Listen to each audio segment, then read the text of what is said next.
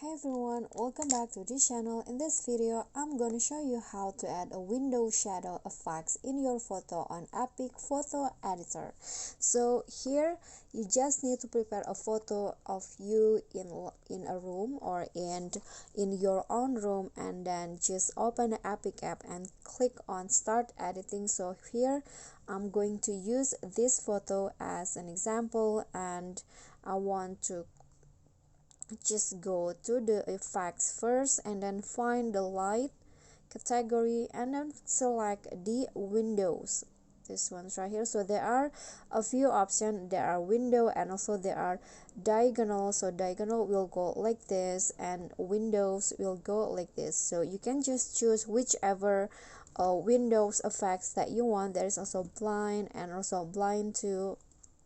So for this photo, I'm going to just use the diagonal window like this, and then you can also adjust the vertical, so like that, and also the horizontal you can adjust like this. You can just swipe like that, and after that you can also adjust the opacity.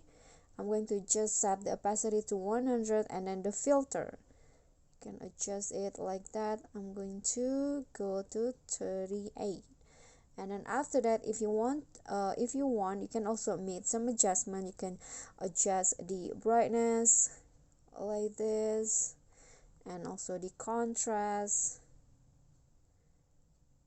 and the saturation.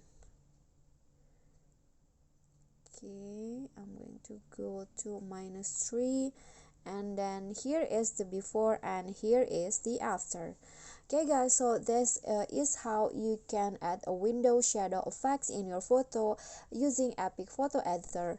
I hope you like this video, and if you enjoyed the video, please give me a like and smash that subscribe button down there, and also don't forget to leave a comment. That's it from me today. See you guys next time.